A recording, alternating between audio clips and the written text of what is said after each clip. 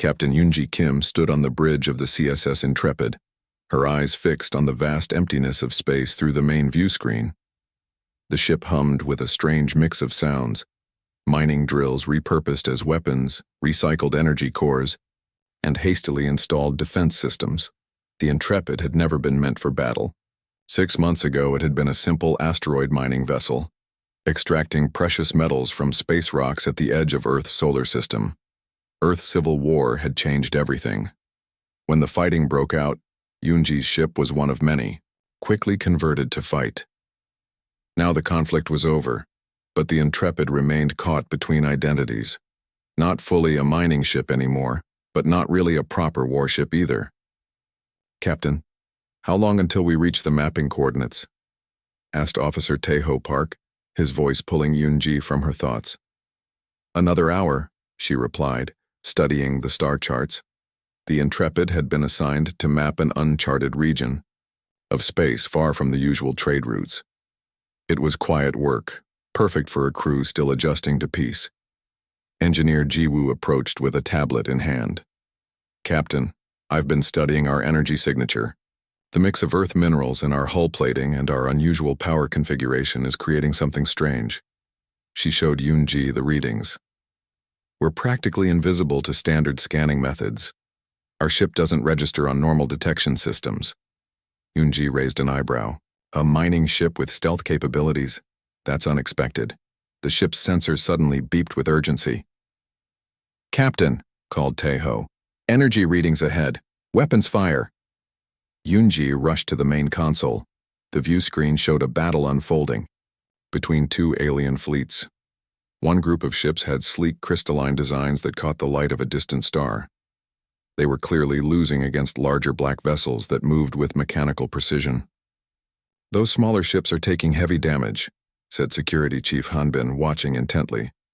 "Wait, that one there has diplomatic markings." Through the chaos, Yoonji spotted a smaller crystalline vessel trying to escape. 3 of the black ships pursued it, weapons charging. "What do we do, Captain?" asked Ji-woo. "This isn't our fight." Yoonji's hands tightened on the console edge. These were alien species unknown to humans. Earth had barely begun deep space exploration. Getting involved could have serious consequences. The diplomatic vessel sent out distress signals in an unknown language. Its shields were failing. "Battle. Stations," Yoonji decided firmly. "We're going in." "Captain?" Tae-ho looked surprised. "We don't know either side. We know one side is attacking a diplomatic vessel," she replied.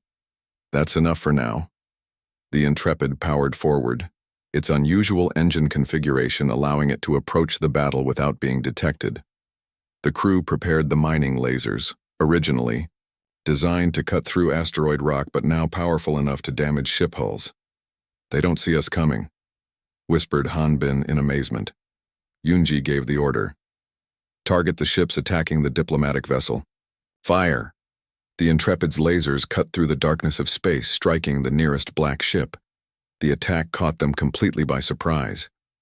Before they could respond, the Intrepid had already repositioned and fired again. The black ships broke off their attack on the diplomatic vessel, turning to face this new threat, but they struggled to lock onto the Intrepid's unusual energy signature. "They can't get a clean target," shouted Ji-woo, as the Intrepid twisted through space, using mining thrusters designed for delicate asteroid work to perform maneuvers no proper warship could manage. Yoonji opened a communication channel to the diplomatic vessel. "This is Captain Yoonji Kim of the Earthship Intrepid. Can you move to safety if we cover you?" After a moment of static, a voice responded in slightly accented English. "Earth vessel? We can retreat if you provide cover, but you must come with us after. They will target you now." "Understood," replied Yoonji. The battle lasted only minutes more. The Intrepid's unconventional attacks and near-invisible profile confused the black ships long enough for the diplomatic vessel to escape. Then, following their new allies, the Earthship jumped to safety. Hours later, Yoonji and her senior officers met with the aliens who called themselves the Luminar. Their ambassador, Nari, had translucent skin that seemed to glow from within. "How did your ship approach without detection?" Nari asked. The Void Dominion has the most advanced sensors in known space. We're just a mining ship, explained Yunji. These weren't meant to be stealth modifications. The Luminar exchanged looks of surprise. An accidental warship, said Nari with wonder in her voice. Perhaps this is exactly what we needed. Captain Kim, your unexpected arrival may have changed everything. The Luminar have been fighting a losing war against the Dominion for years. But your ship, your impossible, undetectable ship, might be our last hope. Yunji looked at her crew, then back at these desperate aliens. Tell us what we're up against. The Luminar hidden base floated in the shadow of a small brown dwarf star. As the Intrepid docked in a crystal-lined hangar, Captain Yunji stared in wonder at the alien architecture. Everything glowed with soft blue light. The Luminar moved with grace through curved hallways. Their base was beautiful but showed signs of a civilization under stress. Temporary repairs, overcrowded living spaces, and the constant movement of wounded beings. Our last 5 outposts fell to the Void Dominion, explained Ambassador Nari as she led Yunji and her officers through the station. This is our final sanctuary. The humans followed Nari into a large chamber where the Luminar High Council waited. 7 elders sat in a half-circle, their skin glowing with different intensities. The center figure, Elder Doyun, had skin that pulsed with golden light. So these are the humans, said Elder Doyun, studying the Earth crew with compound eyes. Your ship's arrival was most unexpected. As was finding ourselves in the middle of a war, replied Yunji. We're grateful for your hospitality, but we need to understand what we've stepped into. Engineer Jiwoo stepped forward with a data tablet. The black ships that attacked you, the Void Dominion, their technology is far beyond Earth's. Yet, they couldn't detect our vessel. Commander Tay, the Luminar military leader, nodded. The Dominion relies on perfect order and prediction. Your ship's unusual configuration falls outside their scanning parameters. They simply cannot see what they do not expect to exist. We've lost 17 star systems in 6 months, said Elder Doyun. The Dominion expands without mercy, assimilating or destroying all in their path. We Luminar are the last free alliance in this sector. Security Chief Hanbin frowned. With respect, we're not soldiers. The Intrepid is a mining vessel with a few weapons. We can't fight your war. Yet you already have, said Commander Tay. You saved our diplomatic vessel when our own warships could not. Before Yunji could respond, alarms blared throughout the station. A young Luminar officer rushed into the chamber. Dominion scouts, 3 cruisers, they found us, he shouted. The council chamber erupted in panic. On a large display, 3 black ships approached the brown dwarf. How did they find this place? Demanded Elder Doyun. They must have tracked our jump signature, said Commander Tay. We need to evacuate immediately. Yunji watched the Luminar's fear. These people had been running for too long. We can help, she said suddenly. All eyes turned to her. The Intrepid can run silent. We'll draw them away while you evacuate. Captain? Questioned Taeho. That's extremely risky. So is doing nothing, she replied. Our ship is invisible to them. We can use that. Minutes later, the Intrepid departed the hidden base while the Luminar prepared their evacuation ships. Yunji's plan was simple but dangerous. Get close enough to the Dominion scouts to be noticed, then lead them away from the Luminar. All mining equipment online, reported Jiwoo from engineering. I've modified our mineral extractors to create dust clouds.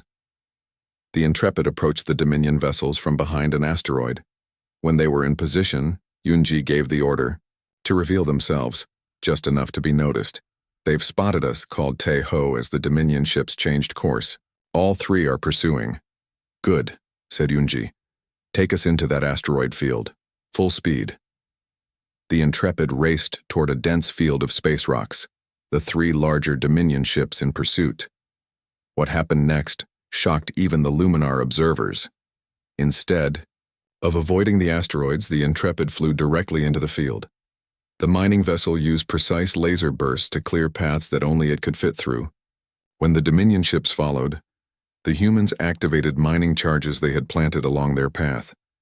The resulting explosion sent asteroids tumbling in all directions. The Dominion ships, too large and too slow to respond, were caught in the trap. One was crushed immediately. Another suffered heavy damage. Only the third managed to escape. When the Intrepid returned to the rendezvous point, the entire Luminar fleet had safely evacuated. Commander Tay met them with newfound respect. "You fight like no species we've encountered," he said to Yunji. "You used mining tools as weapons.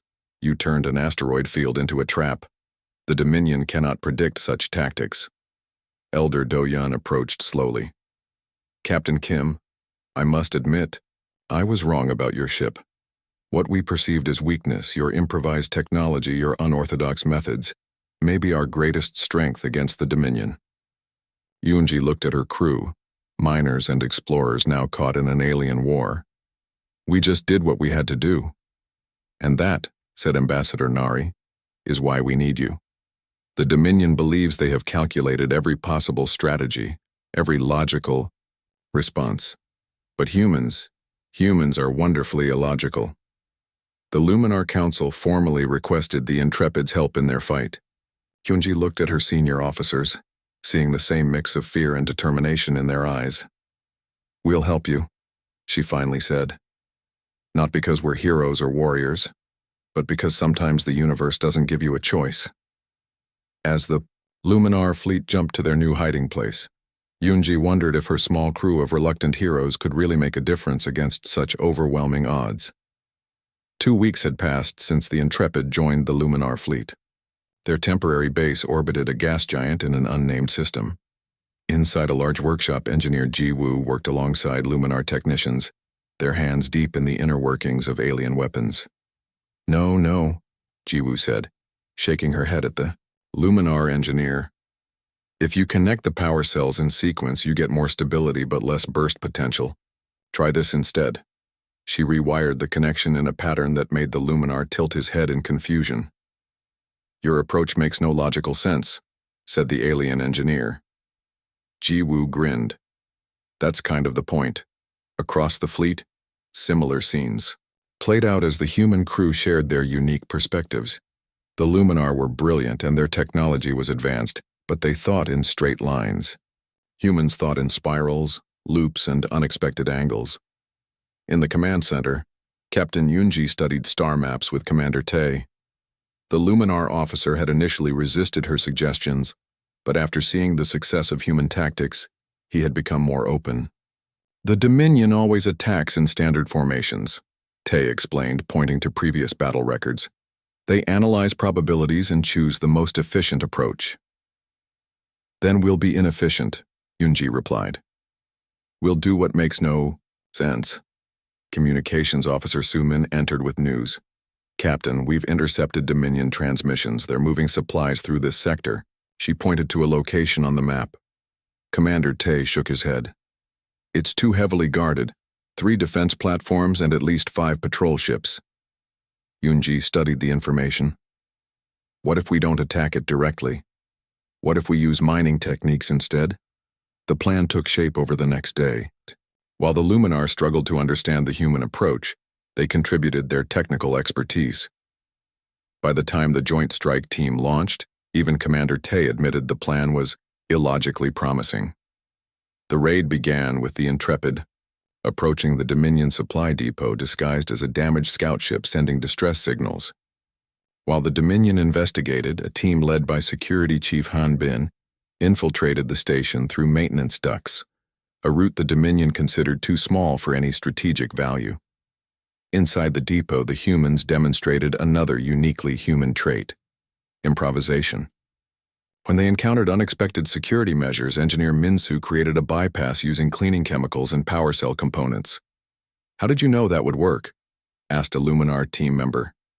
Minsu shrugged. "I didn't, but it seemed worth trying." While the strike team secured vital supplies, Communications Officer Su Min discovered something unexpected: a secure data terminal with information about Dominion fleet movements.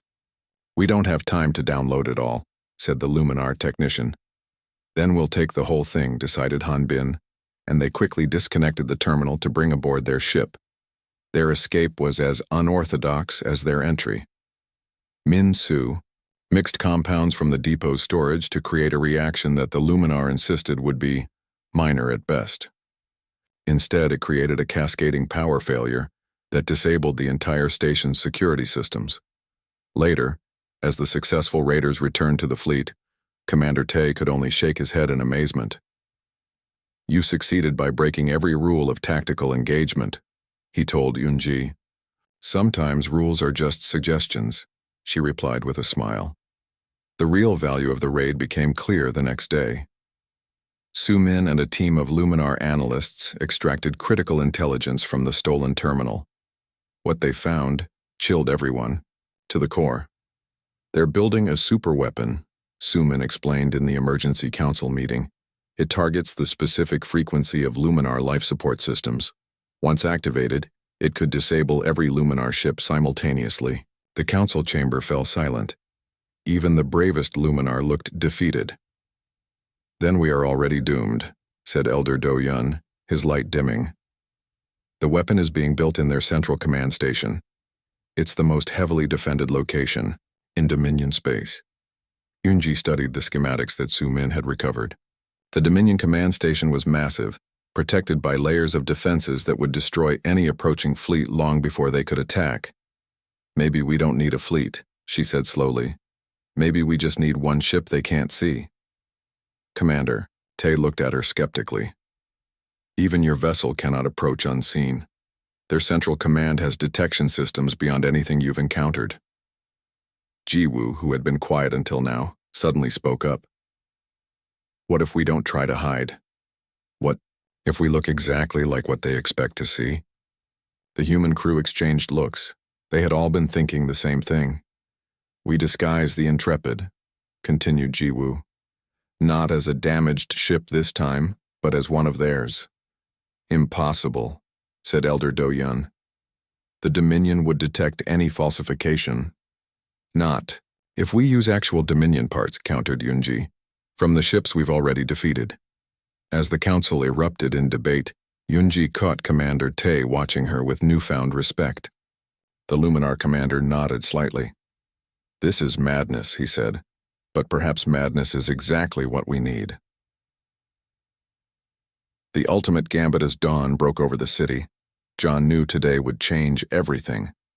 After 3 failed attempts to expose the corrupt mayor, this was his final chance. He clutched the flash drive in his pocket, proof of the mayor's deals with criminals. Getting this evidence had nearly cost him his life. Last night, John had narrowly escaped the mayor's guards at the UI warehouse. A bullet had grazed his shoulder, but he'd managed to download the files before fleeing through the back alleys. His friend Sarah waited in the car around the corner from City Hall. "Are you sure about this?" she asked when he slid into the passenger seat. "We have no choice," John replied. "If we don't stop him now, he'll control everything."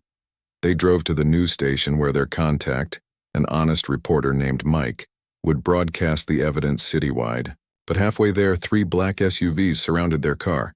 "They found us." Sarah swerved sharply, taking a narrow side street. The SUVs followed, gaining ground quickly. John's phone rang. It was the mayor himself. "You're making a mistake," the mayor said calmly. "Turn over the drive and I'll make you rich. Fight me and you won't live to see tomorrow." "It's over," John replied. "Everyone will know what you've done." The mayor laughed. "Do you think I haven't planned for this? The station manager works for me. Your friend Mike was arrested an hour ago." John's heart sank. Their plan was falling apart. "But I'll give you one last chance," the mayor continued. "Meet me alone at the old bridge in 30 minutes. After hanging up, John turned to Sarah. "Drop me at the bridge." "That's crazy. He'll kill you," Sarah protested. "I have a plan," John assured her, "but I need you to do something important."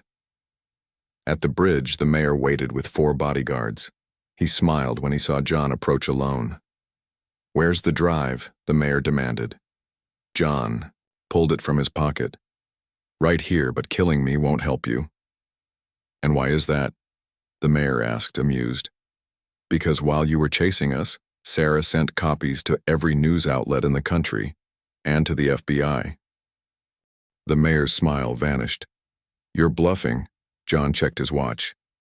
It's been broadcasting live for the past 5 minutes. Suddenly, sirens wailed in the distance, growing louder. The mayor's face twisted with rage. He grabbed the gun from his bodyguard and aimed at John. "You've ruined everything," he shouted. But before he could pull the trigger, police cars swarmed the bridge from both ends. The mayor and his men were surrounded. John had gambled everything on this moment. The flash drive in his hand was actually empty, a decoy. The real evidence had been uploaded to a secure server days ago, set to release automatically if John didn't enter a password every 12 hours. When the mayor had his men chase John and Sarah, they deliberately led them away from the city center, giving Sarah's cousin, who actually worked at the TV station, time to air the evidence. As the police arrested the mayor, John spotted Sarah watching from a distance. Their plan had worked. The ultimate gambit had paid off. That evening, as they watched the news coverage of the mayor's arrest, Sarah asked, "What will you do now?" John looked out at the city lights. For the first time in years, he felt like he could breathe freely. "Maybe take a vacation," he said with a tired smile. "Somewhere quiet with no corruption or death threats." Sarah laughed. "After all this excitement, you might get bored." "Trust me," John replied. "I've had enough excitement to last a lifetime." Little did they know the mayor's arrest was just the beginning. The evidence had revealed connections to powerful people across the country, people who wouldn't be happy about being exposed. But that was tomorrow's problem. Tonight, they had won. 5 years had passed since the mayor's arrest. John and Sarah had moved to a small coastal town, trying to leave their dangerous past behind. They had opened a small bookstore and lived quietly among friendly neighbors who knew nothing of their history. One rainy Tuesday morning, John opened the shop to find a strange envelope on the floor. Inside was a single photo of a woman he didn't recognize with a message written on the back. She found the rest of the files. John's hands shook. The rest of the files could only mean one thing: the hidden data they never managed to decrypt from the mayor's secret records. "Sarah needs to see this," he whispered to himself. When Sarah arrived an hour later, her face went pale at the sight of the photo. "I know her," Sarah said quietly. "That's Dr. Lin, the scientist who disappeared 3 years ago. She was researching something big before she vanished." They closed the shop early and went home to discuss what to do. Their peaceful life was about to change again. "We promised we were done with this," John said, pacing the kitchen. "We nearly died last time." Sarah looked out the window at the calm sea. "But what if this is bigger than the mayor? What if Dr. Lin found something people need to know?" That night, they received a video call from an unknown number. It was Dr. Lin herself, looking exhausted. "I don't have much time," she said quickly. "What the mayor was part of goes far beyond one city. They're planning something called Humanity's Legacy." Before she could explain further, the call cut off. John and Sarah spent the next day searching for information about Humanity's Legacy. They found nothing online until Sarah remembered an old contact, a hacker named Miguel who had helped them before. Miguel called back that evening. "This is bad," he said. "Humanity's Legacy is a project run by 12 of the world's richest people. They believe climate change will destroy most of the planet. So they're building 5 self-sufficient cities where only selected people will be allowed to live." "And everyone else?" John asked. "Left to survive however they can," Miguel replied grimly. The next day, a package arrived containing Dr. Lin's research and coordinates to a meeting place in the mountains, 3 days' drive away. They packed quickly, telling neighbors they were taking a short vacation. As they drove away from town, John noticed a black car following them. "We've got company," he said, turning onto a side road suddenly. The chase lasted hours. Finally, they lost their pursuers in a small forest town where they spent the night, in a motel under fake names. On the 3rd day, they reached the coordinates, an old research station hidden in the mountains. Dr. Lin greeted them at the door. "Thank you for coming," she said. "I didn't know who else to trust." Inside, she showed them her discovery. The Legacy Project wasn't just about saving selected people, it was about controlling who could have children afterward through genetic modification.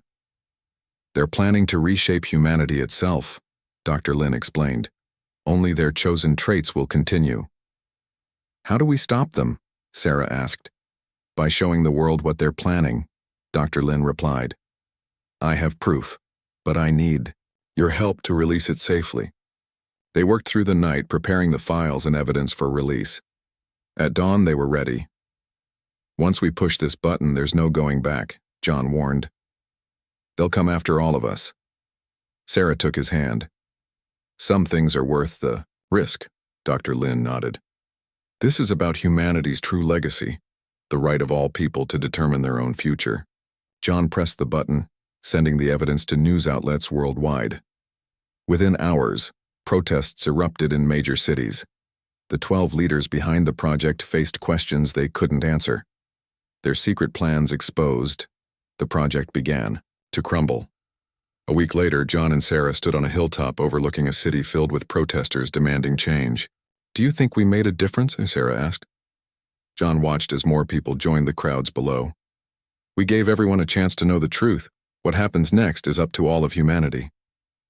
In the distance, Dr. Lin was preparing to address the United Nations. The fight wasn't over, but for the first time it wasn't just their fight anymore. It belonged to everyone now. That was humanity's true legacy.